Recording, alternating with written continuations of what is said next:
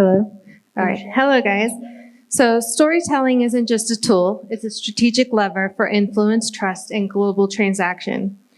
In this fireside chat, we're going to cross-sector leaders explore how powerful narratives build bridges, shift perception, and drive outcomes across cultures and industries. This first question is directed for Nancy, and you're happy to weigh in afterwards. How do you create a story that has the power to not only move audiences emotionally, but also shift cultural perception at scale?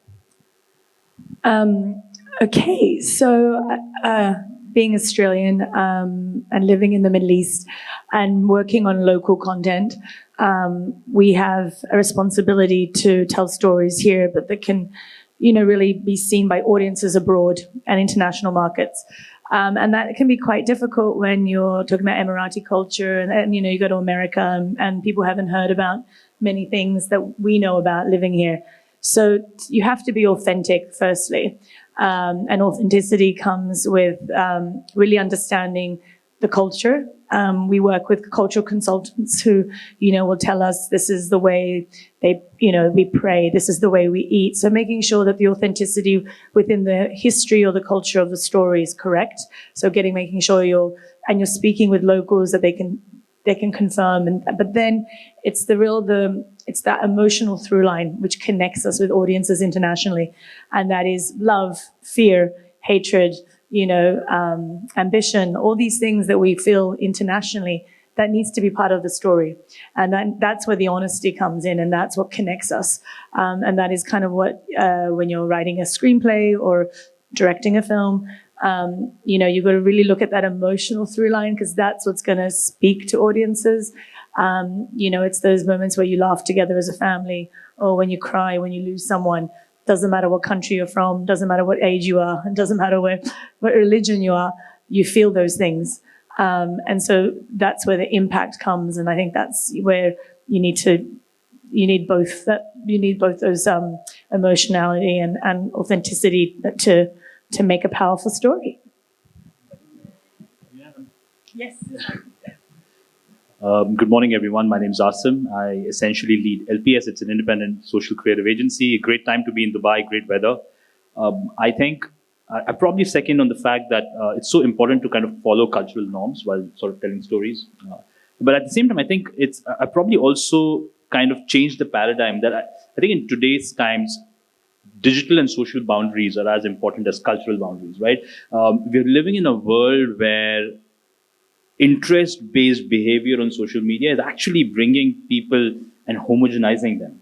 So you could have a viral trend, and I'm speaking from I built a career around social media, right? And what we're seeing is two very interesting things. One is the fact that as trends become more and more universal, you could probably get a viral loop from mainland China actually become a global sensation in terms of a story, right? And this is amazing. So digital boundaries are becoming far more important, if not than just cultural boundaries. So that's an additional dimension to things. The other aspect is more and more people are looking for traditional platforms of storytelling from digital and social conversations.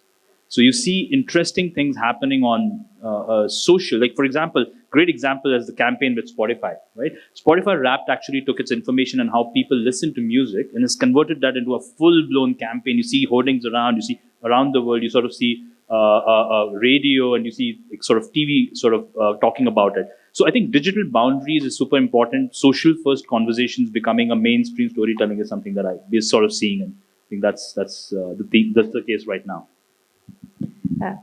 All right. So the next question is directed to Aasim first, and then we'll go to you. What makes a story globally portable, and how do you ensure a personal narrative remains authentic while scaling across platforms, audiences, and cultural context?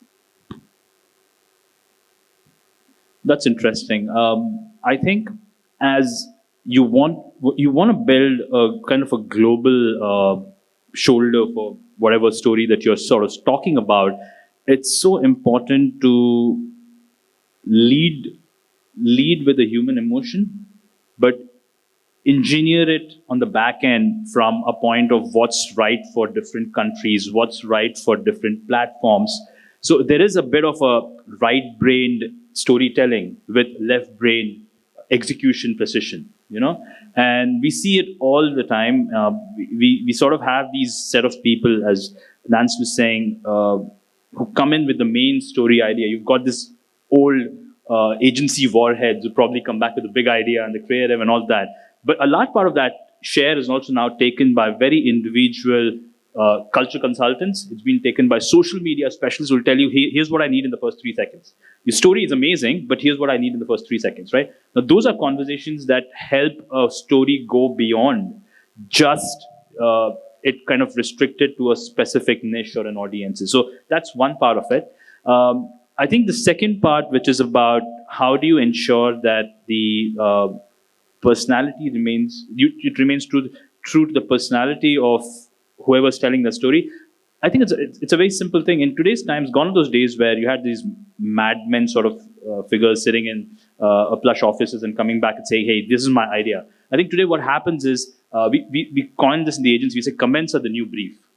So you go to social media comments box, you actually pick up insights, which you can then convert that into stories. And once you do that, you have people owning up to these stories rather than you trying to explain to people that this is our story. The story needs to be ground up rather than top down. And I think that ensures that the personality stays true and it stays universal no matter where it's getting molded. It's extremely malleable in nature. I think, we can look at lots of films, and I come from film, so I'm going to relate it to films. But we look at Parasite, which, South Korean film, ambition, family, there's so many themes in that. But it spoke to audiences all around the world. It didn't just speak to the South Korean market, it spoke to Emiratis, it spoke to, and so it had truth in it. It had those themes where we talk about authenticity. It had truth. It had the culture, but it was, I think now where before you would have got a movie like Parasite and they would have said, well, in Australia, the word parasite's not a good title. Let's change it for Australia. Or let's cut out this scene, says sensitive subjects. Let's cut it out because it's inappropriate in this culture or in this time. By doing that, you lose the story, you lose the authenticity. And now they're realizing actually it's been made to be told this way. And you've got to keep it the way it is and people will understand it. When you start playing around with cutting stuff out, you make it not authentic. The story feels like something's missing. If you change the title, what the filmmaker wanted, it might not fit into that culture, but that culture, that film's not about that culture. It is about a different culture. It needs to stay authentic to its space for it to connect. And I think we're seeing it more while we're seeing more foreign films really connecting, and the way they're told and not being like, okay, that ending's not, because people used to change endings as well in films because it's going to this market, or changing some things where now it's like actually if it's made authentically, that story has more power. Even if in that culture you don't kiss or hug, or if you pray differently or you eat different food, people want to see that. And we had it when we were, we did Mountain Boy and we went to America and we were in a lot of film festivals and we were in places where, an older American group of people, audiences, and we're like, we're going to have no one in the cinema. Like it's got Muslim context. And we packed out the cinemas. We had people coming afterwards saying, oh my God, so what's this thing they wore on their faces? Like, we've never seen such a beautiful film. Like, they really connected with it being so foreign. I had even a woman come up saying, I wasn't going to come see this movie. This is not my, and my friend made me come. It's the best film I've seen at the festival. I'm so happy I came. It's completely Emirati language, subtitles. And because it was true to being in its space, it was why it was connected. If we were to we're told take out the prayer scene, it's too long. Take out no, that's part of the culture. I can't take that out. That doesn't make sense for me. And people, once they watch it, they'll understand it. So it's a hard thing being a film, to make those right choices. But I think as we get into the world of AI, which we're talking about, I think being more authentic is going to be actually even more important. But that's another conversation. I think authentic is the key word for this conference. Some of us are most effective with global stories, combine power with vulnerability, Can you describe a moment where owning the full truth, personal, political, or professionally created unexpected influence opened new doors? That's a loaded question. Yeah. Now I need to comment about political commentary now. I mean, I'm out of my syllabus, but let me try. I think there are visuals which stand out, which may not look super significant at the point that they happen, but over a period of time, they kind of develop their own folklore around it, right? Like, for example, if you today go to the Berlin Wall, right? You see this crazy graffiti on it, two leaders kissing and stuff like that. Now, at the time that it was made, it's just a graffiti, but now it's part of history. So I think a lot of things start out as very underground, right? And that's how they kind of start being cool. And then what happens is they become mainstream, they become accepted, and this whole cycle keeps repeating itself. And it's interesting because you're talking to two very different people. One of them is a full screen mode, and the second one's an incognito mode in storytelling, right? I'm like from a social media side, and she's from a filmmaking side. But I think in either of these cases, you have to look at some sort of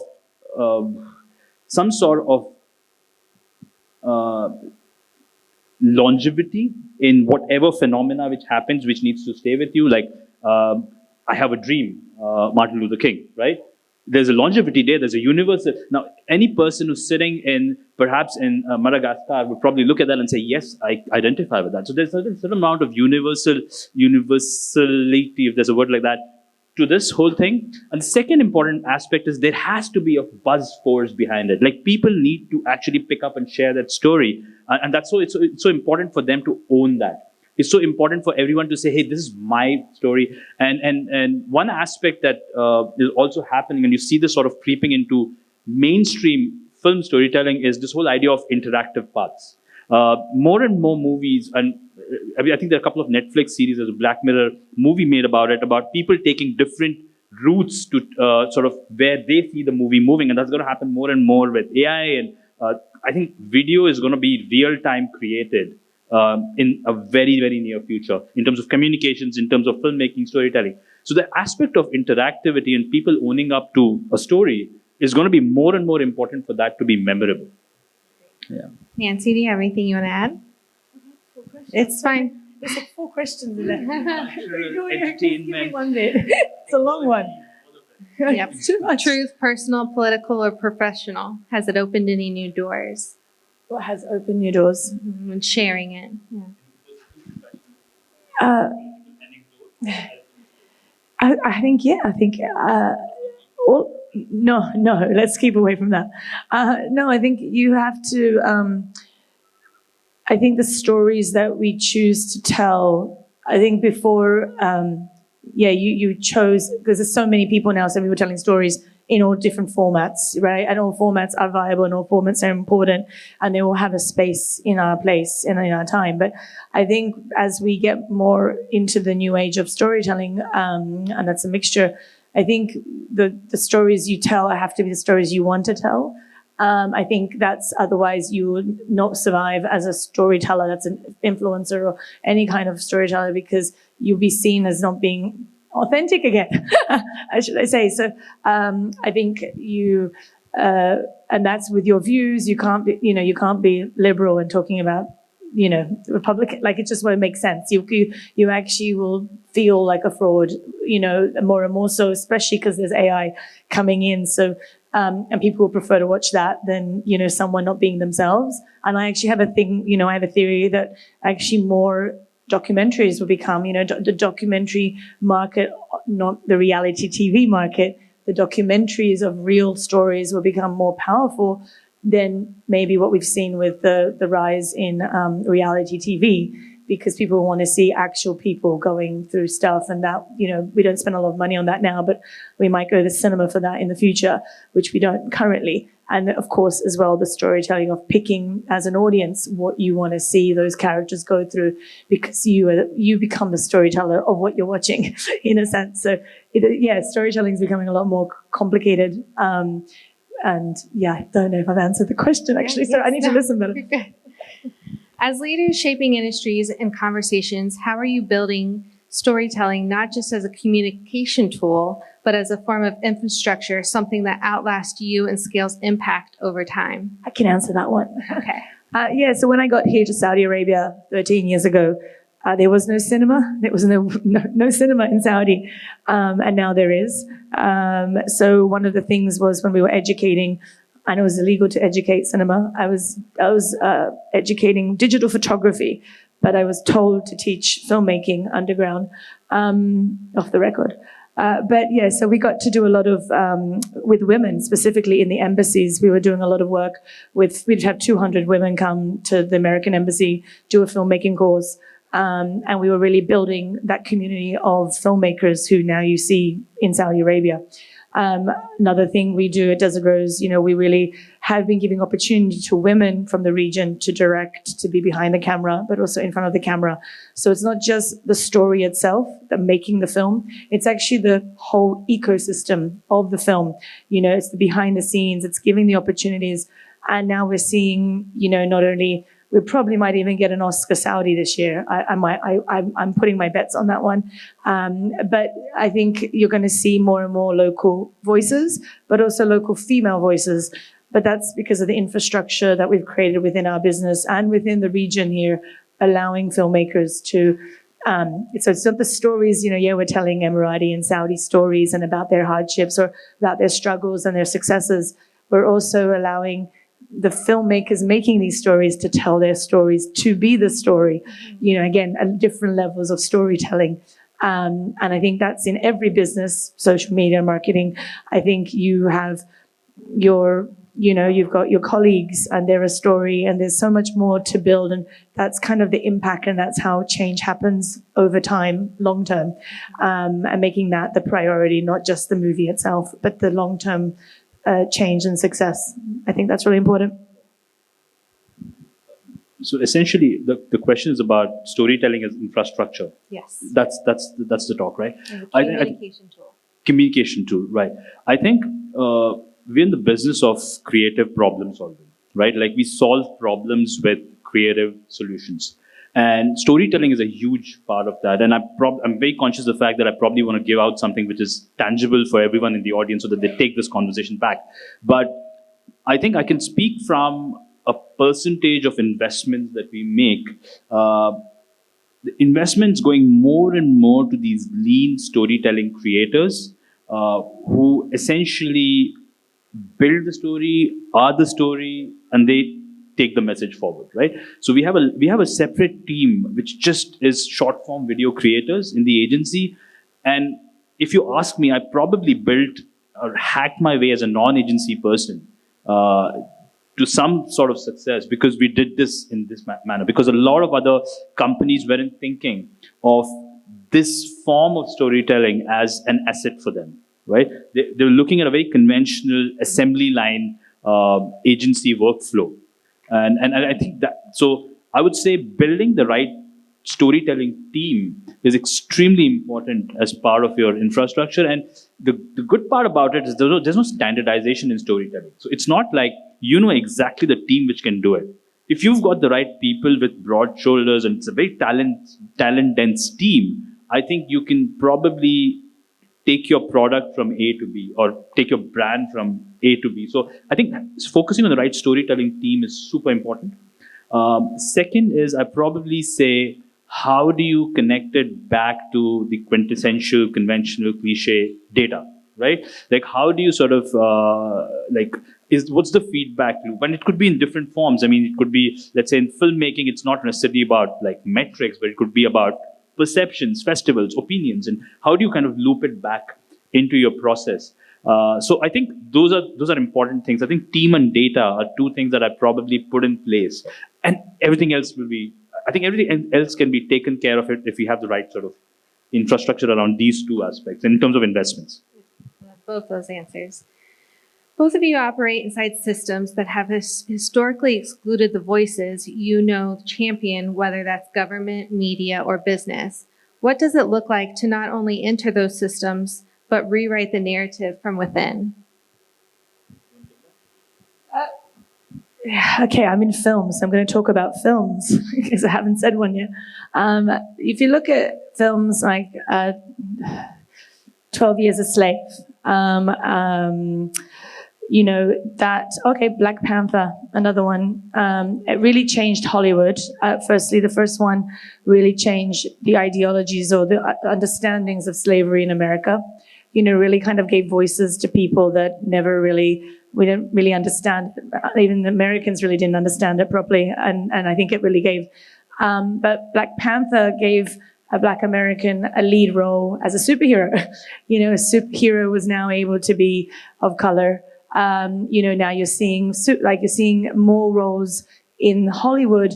We have now people from Asia, we have people from different walks of life. So it's changing. I think we have a responsibility. We're showing when we're filmmakers, yes, we can make movies and we can do it the standard way, and we can do it all the way it's always been done, and it's done and it makes money. Rambo is always going to make money. A love story is going to make money. But giving a woman playing Rambo, giving her the opportunity to be Rocky, that then changes slowly, not only the industry, but also everyone watching the movie, the world, right? You start seeing little girls wanting to be Rambo. And I don't know why I mentioned that movie, but hey, I could be Rambo. But, I think we have a responsibility, I think moving forward more so than before. I think before, when being in Hollywood or being in film and cinema, you made content, but now there's so much content in different formats. So film, was the standard content where, so you could just do the same thing over and over again and you could make money and you could see the same TV shows, where now people don't want to see the same. People actually want to see, because there is so much out there, that it is a great place to be as someone making films about Arabic culture or Emirati culture or females in the region, where before it probably wouldn't have been as allowed or not accepted.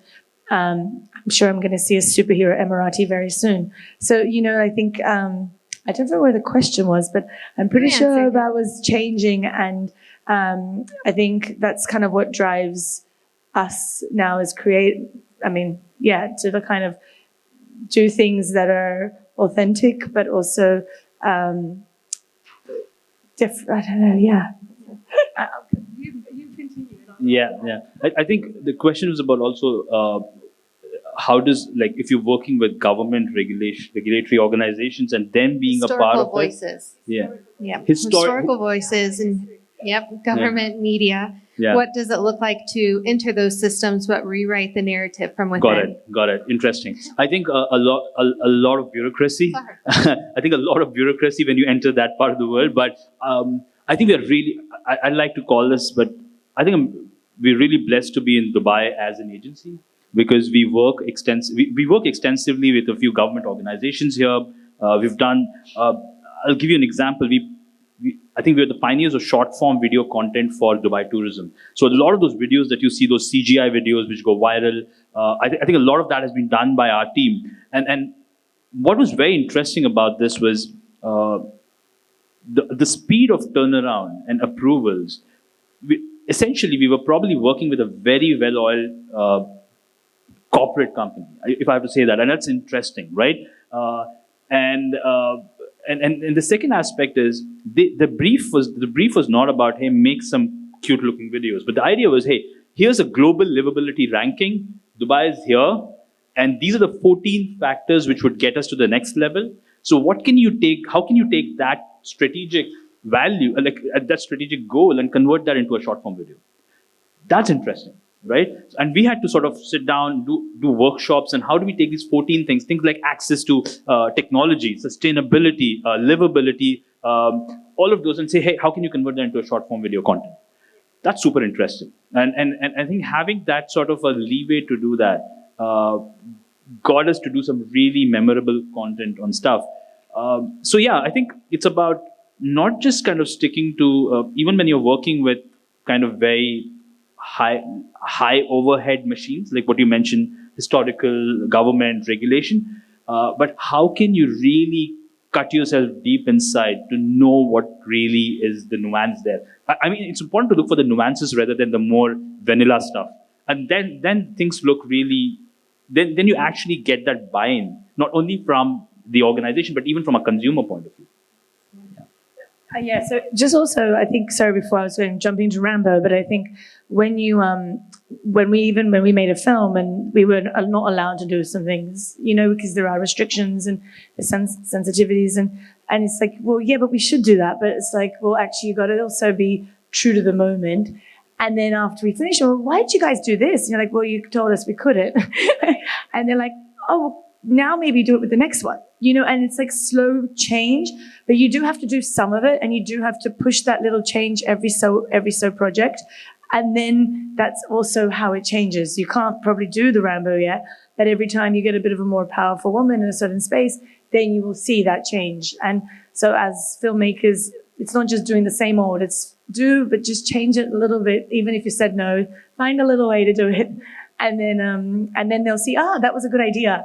And then let's do more of that, right? So yeah, that was, I got the end of the bit I wanted to say. Thank you, Nancy. Thank you, Asmir. Do we have any questions? So do we have any questions for this one?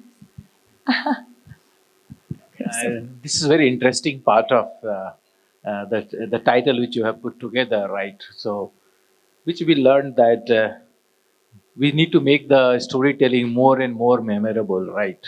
Right. And this is a fireside chat, so it's not panel discussion. So I will ask some questions, which may be not difficult but simple. So generally, I'll take two use cases, one for Nancy and one for Aasim, right? So Nancy, say for example, we need to tell a story which is going to conduct an event, like say for example, DIGITALCONFEX. So how would like to build the story to make it more memorable? Aasim, so typically in the professional life, we say that work and life should be balanced, right? So how would like to create a storytelling which makes it more memorable, saying that the both should be the balance? In a very quick short. So I think the more, I think the key of it is the emotional for me. I think it's always the emotion, you know, and that could be true love, like happiness, true sadness, like loss. This is where it's memorable. It's not about, you don't need to see a big action movie. I don't think, I mean, yes, there are great action films and yes, there are great, but that doesn't make something more memorable. I think a moment of silence in a movie can be way more memorable than someone talking all the time, you know, and that's why I like French cinema sometimes or German cinema. You know, Bollywood dancers, I love that too. It's memorable for I think it's, again, and it's hard to say what authenticity is because you can sense, and sometimes it is a long pause is more memorable than a big bomb scene, you know, and I'll remember that pause for the rest of my life and I don't know why. And I think that's why I love cinema, why I love making stories, because I wait for those pauses. I wait for that, you know, that's for me. You have a different question. Yeah, I have a different question. So this is about balance in storytelling, right? I mean, that's the whole talk. I think the fact is that if you look at if your perception of view of a story as a function of time, right, is mapped, and you know that a story is actually going to last longer than 3 seconds, I think your perception to how you want to tell that story changes, right? If you're looking for a quick, like I'm talking from an agency point of view, so if you're looking for quick performing content, right, your view of a story is very different from if you're looking at building a brand, right? And that's why I don't know what people think. I love the Alfred story, right? Avinash is a great friend, and I think the way they know what they're doing and they do it consistently, right? Like the emotion that they evoke may be different, but they don't change how that emotion changes. They're not looking to sort of clean up that image of a certain sound, a certain voiceover. I think the consistency is something that you need to give it to that brand.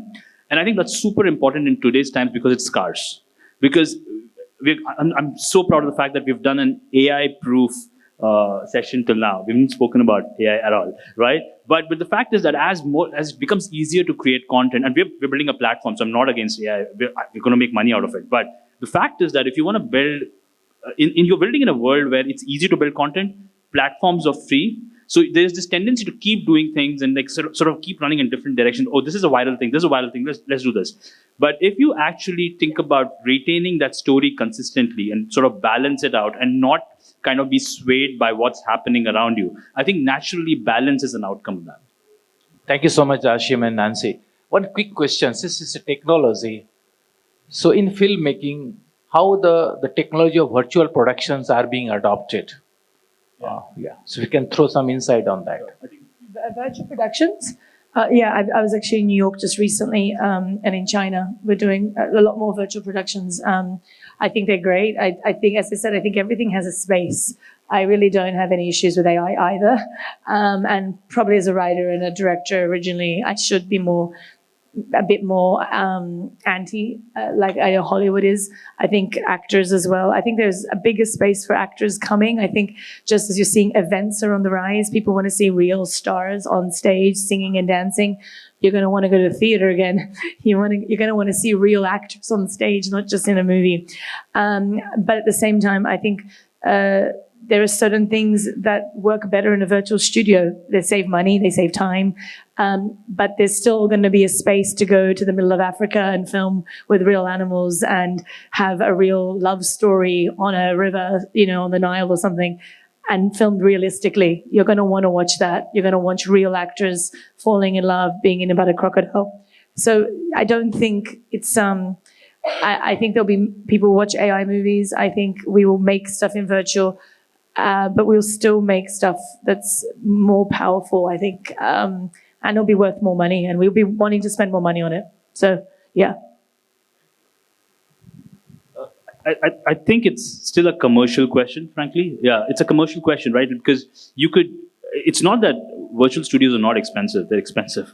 They're quite, exactly. And I think if you're looking at filmmaking and like high aspects of feature films which go into theater productions, then you need to get a specific actor's mannerisms. I think virtual production is great in that aspect. And you see that happening because you do see like a manifestation or a starting point of that is how productions are moving to different parts of the world which you never thought it would. Like Abu Dhabi is a great example of how a lot of productions happen here. I think virtual production is the next level of that thing. I think it's just a matter of time where a country starts promoting virtual production aggressively as a part of their production strategy. It's not happened yet. Huge opportunity. But it's coming, exactly. But because it does need that, there's a massive amount of investment which goes into it. So I think entrepreneurs who are bootstrapping cannot think of virtual production. But at the same time, there's something very interesting leapfrogging happening on the other side. You look at AI, right? Like you're sort of talking about building back context and backgrounds on AI to a certain extent.